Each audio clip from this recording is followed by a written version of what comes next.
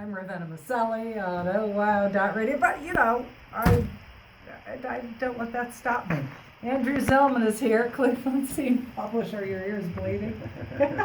No, not yet. There was only a few seconds, so it wasn't too bad. Okay, what's new, what's exciting in Cleveland that we should know about? I know you flashed me your little I voted sticker. I have not voted yet. Yeah, it's election day. I know that means different things depending on where you live in Ohio, but it is election day throughout Ohio. There's two county issues. So if you're in Cuyahoga County, you have Tri-C renewal and a new levy on the ballot, and then the sheriff issue is on the ballot, which allows the voters to play a more active role in electing the sheriff, which is how it used to be, and now it wasn't, and now there's an issue to try to get it back for some control. Was it better?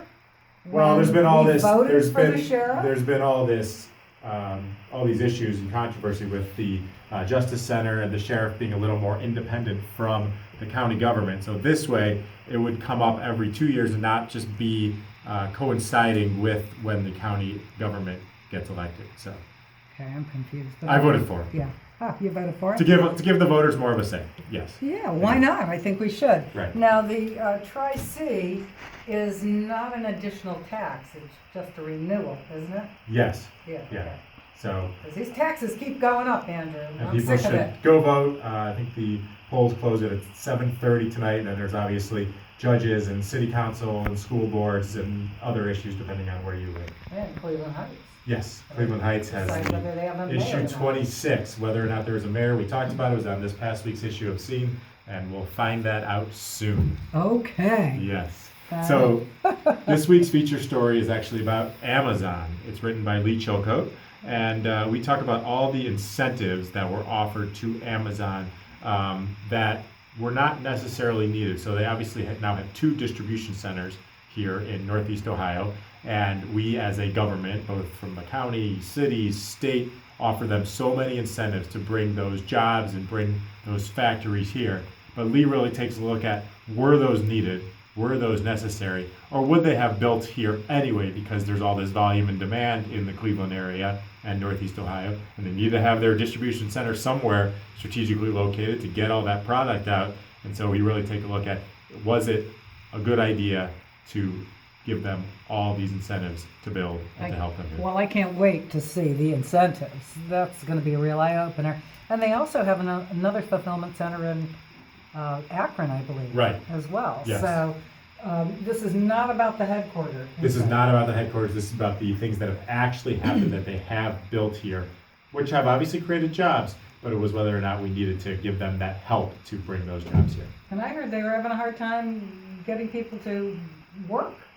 Yeah, I mean, there's a lot of workers. questions about their labor practices, what they pay people, and then how much they make people work, and the quotas that they place on their employees too. It's back-breaking work. It's not Yes. easy, but you No. do a lot of running and lifting and jumping through hoops for that $15 an hour. Right, absolutely. So we'll take a deep dive into that.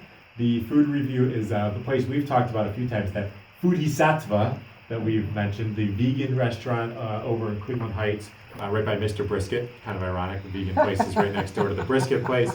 But Doug Tratner's food review discusses that, how you kind of smell that meat coming through the walls, but really get an enjoyable time there. It's one of the rare vegan-only restaurants in the Cleveland area, and especially in the east side suburbs. Yeah, we need those too, because that's a big movement now. Yes, they said that 2019 is the year of the vegan. Plant-based. Right. I'm Plant-based. all for that. That's what we want to say is plant-based, not vegan or vegetarian, to Well, appeal it to changes others. every minute, doesn't it? Right. Yes. A lot of people didn't know how to pronounce vegan. No. Yeah, and now it's plant-based, so you're off the hook.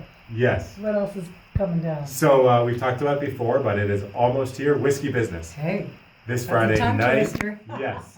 This Friday night from 7 to 11, again at Red Space on Superior. Tickets are available at scenewhiskeybusiness.com. About 20 different whiskeys and all different other stuff, food and other vendors, and beer for those non-whiskey drinkers, Tito's Vodka as well. Just really a great time for people to come out and enjoy themselves on a cold Friday night. There's not a whiskey I don't like. Well, maybe scotch, but that's okay.